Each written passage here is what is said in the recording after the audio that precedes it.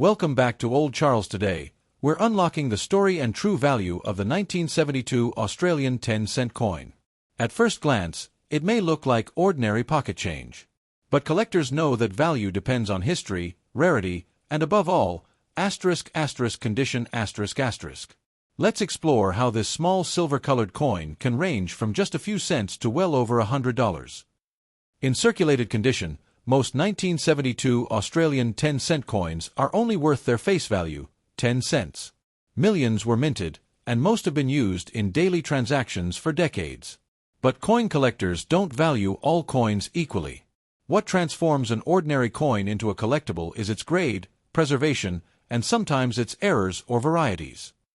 Coin grading is the heart of value.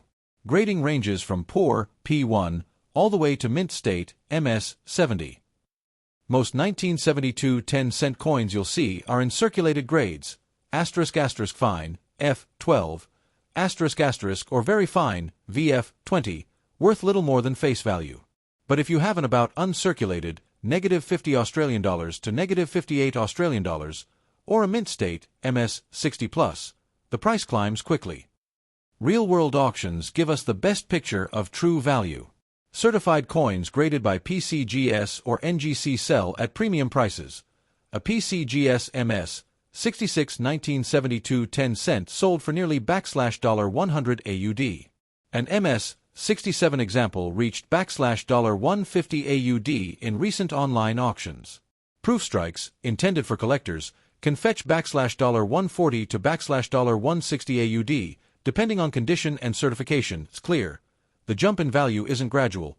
It skyrockets at the top grading levels, because high-quality 1972 10 cents are much harder to find than lower-grade pieces. Collectors also chase rare errors from the minting process. While most 1972 10-cent coins are standard, you may encounter off-center strikes, double dies, planchet flaws, Such coins can bring $50, $100, or even more, depending on rarity and eye appeal. If you suspect you have an error coin, always have it authenticated before selling. It could be worth far more than you expect. The 1972 10-cent coin may not be as scarce as certain key dates, but it still attracts collectors because 1. It's part of the decimal currency history introduced in 1966.2. The lyrebird design by Stuart Devlin is one of the most beautiful reverses in Australian coinage. 3. High-grade specimens are becoming increasingly scarce as coins continue to wear in circulation. For investors, this means well-preserved 1972 10 cents, especially certified ones, can only increase in desirability as time passes. So, the 1972 Australian 10-cent coin could be worth a dime, or it could be worth a small fortune if you've got the right one in the right condition. Always check your change, and never underestimate the value of history in your pocket. When you look at the 1972 Australian 10-cent coin, you're not just holding a small piece of metal. You're holding a piece of Australia's journey, its economic reforms, its identity, and even its art. To truly understand the coin, let's dive deep into its history. Before 1966, Australia used the British-style pound, shillings, and pence system. It was complex, with 12 pence in a shilling and 20 shillings in a pound. By the 1950s, many Australians agreed it was outdated. Modern commerce, international trade, and everyday shopping needed something simpler. In 1966, under Prime Minister Robert Menzies, Australia introduced decimal currency, 100 cents in a dollar. Alongside the dollar notes, a brand new series of coins entered circulation, 2C, 5C, 10C, 20C, and 50C. The new system was modern, efficient, and easier for Australians to use. The 10-cent coin replaced the old shilling.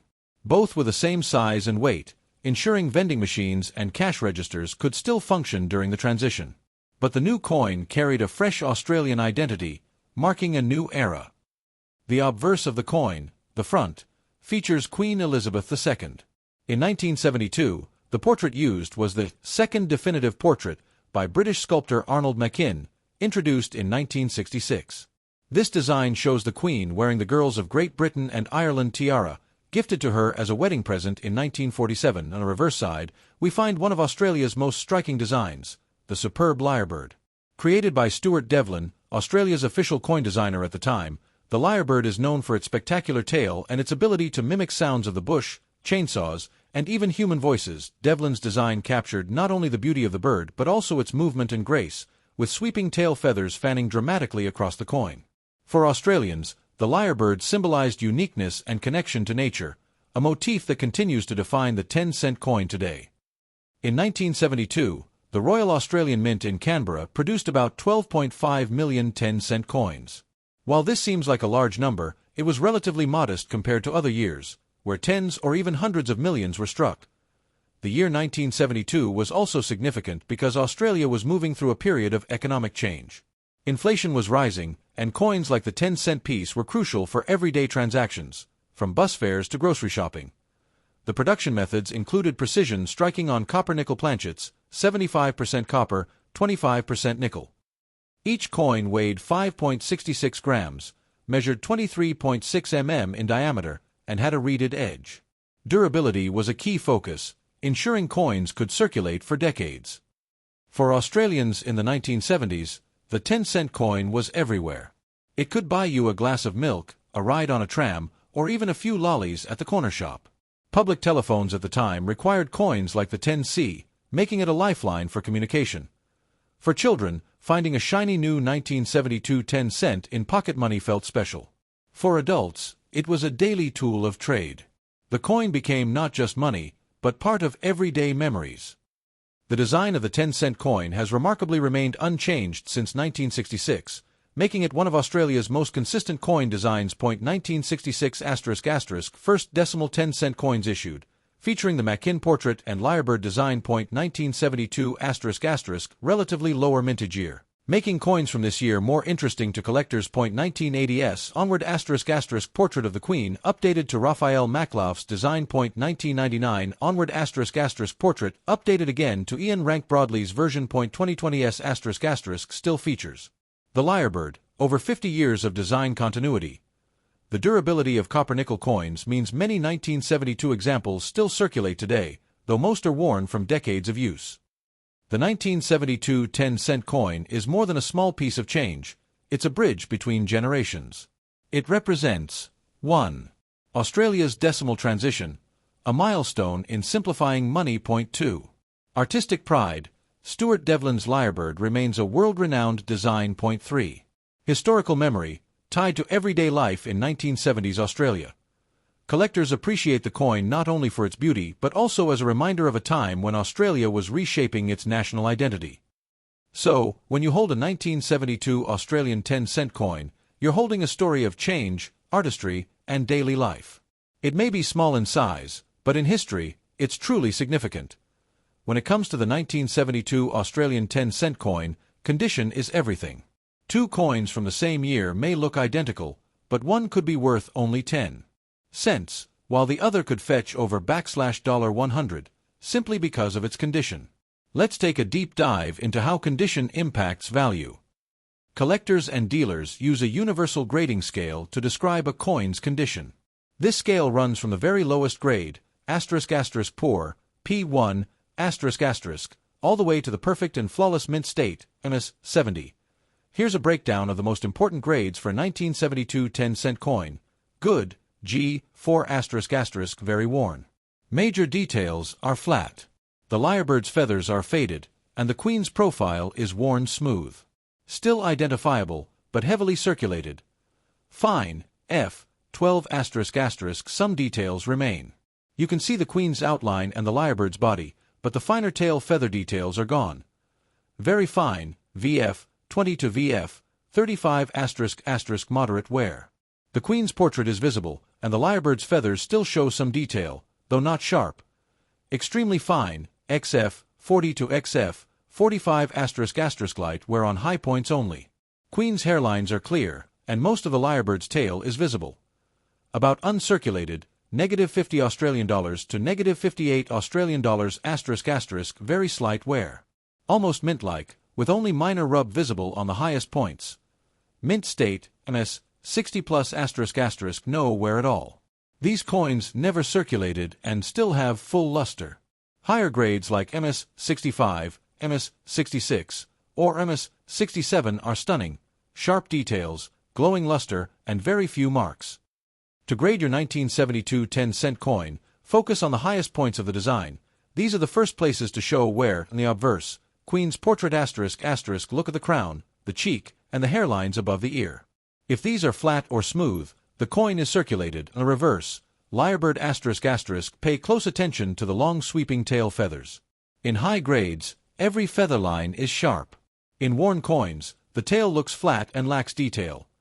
Fields, background areas ***, a coin in great condition will have smooth, clean fields with minimal scratches. Heavy nicks, dents, or dull surfaces lower the grade. Lighting is critical. Tilt the coin under a lamp, you'll see luster, tiny marks, or wear spots much more clearly. Remember, these coins have been in circulation since 1972, over 50 years ago. Most were used in daily life for decades. Very few survived in pristine, mint condition. Many coins were rattling around in pockets, wallets, and cash registers. Others were used in vending machines or payphones, adding scratches. Some were cleaned improperly by collectors, which actually damages value.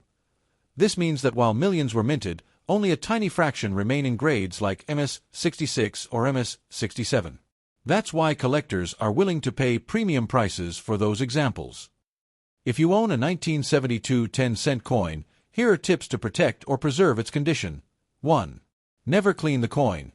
Cleaning leaves scratches and removes natural toning, destroying collector value. 2.